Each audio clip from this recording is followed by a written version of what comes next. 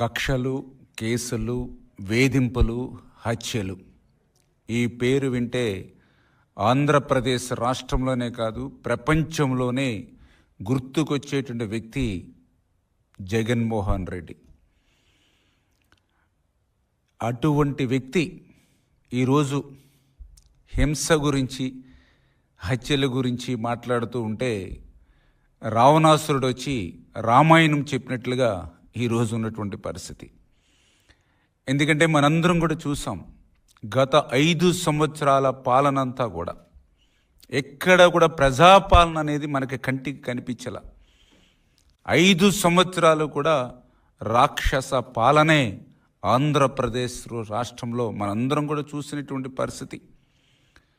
ప్రతిరోజు, ప్రతి నెల, ప్రతి సంవత్సరం 30 యాక్ట్లు ప్రతి జిల్లాలోనూ కూడా అమలు చేసినటువంటి పరిస్థితి. 144 సెక్షన్లతో నిత్యం పాలన నడిచినటువంటి పరిస్థితి. మాలాంటి ప్రజాప్రతినిధుల ఇంటికి కూడా తెల్లవారుజామునే న్యూస్ పేపర్ వేసేవాడి కంటే ముందు పోలీసులు వచ్చి హౌస్ అరెస్టులు చేసేటువంటి పరిస్థితి.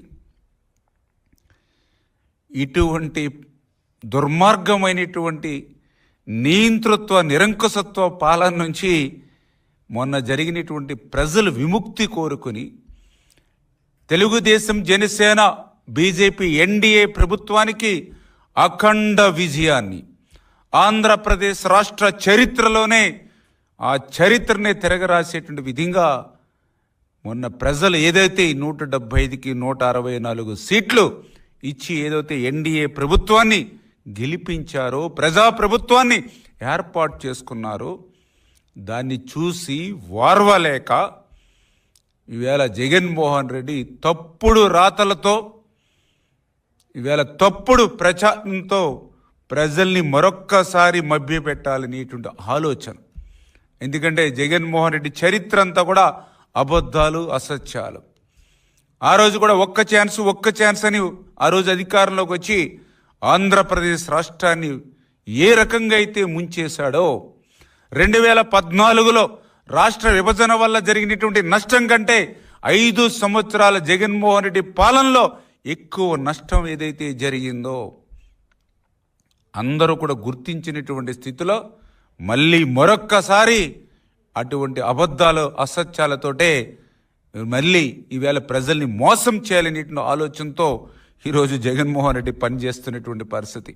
ఎందుకంటే ఈరోజు కూడా చూసాం, ఏదైతే నంద్యాల జిల్లా మరి జగన్మోహన్ రెడ్డి మరి ఆయన పరామర్శ పేరు చెప్పి వెళ్ళి ఆయన మాట్లాడినటువంటి మాటలు చూస్తూ ఉంటాయి. ఏదైతే అక్కడ జరిగినటువంటి సంఘటన ఏదైతే ఉందో దాన్ని చూస్తే చాలా క్లియర్గా అందరూ చెప్తూ ఉన్నారు. ఏదైతే నంద్యాల జిల్లా మహానంది మండలం సీతారాంపురం విలేజ్ ఏదైతే ఉందో అక్కడ దళితులకు సంబంధించి, ఎస్సీలకు సంబంధించి ఎకరం 40 సెంట్లు భూమి ఏదైతే ఉందో అక్కడ వైఎస్ఆర్సీపీ నాయకుడు నారపరెడ్డి ఆయన లీజుకి తీసుకొని, ఆ లీజు సమయమైనా కూడా వాళ్ళకి డబ్బులు కూడా సరిపెట్టినటువంటి స్థితిలో, ఆ ఎస్సీలని తిరిగి వేధిస్తున్నటువంటి స్థితిలో ఆ యొక్క గ్రామ పెద్ద ఎవరైతే ఉన్నారో ఆ శ్రీనివాసరెడ్డి ఆ యొక్క వైఎస్ఆర్సీపీ నాయకుడిని, ఆ నారపరెడ్డిని, ఆ ఎస్సీలకు సంబంధించినటువంటి ఆ భూమిని, ఆ లీజు ముగిసిపోయింది కాబట్టి వారి భూమి వారికి వెనక్కి తిరిగి ఇమ్మని ఆ గ్రామ పెద్ద శ్రీనివాసరెడ్డి ఆ వైఎస్ఆర్సీపీ నాయకుడు నారపరెడ్డికి చెప్పినటువంటి పాపానికి ఆ వైఎస్ఆర్సీపీ నాయకుడు నారపరెడ్డి ఆయన అనుసూయులు ఆగస్టు 3వ తేదీన శ్రీనివాసరెడ్డి వాళ్ళ కుటుంబ సభ్యులు, వాళ్ళ సోదరుల ఇంటి మీద దాడి చేసినటువంటి పరిస్థితి కూడా ఈవేళ రికార్డ్స్లో అన్నిట్లోనూ ఉన్నటువంటి పరిస్థితి.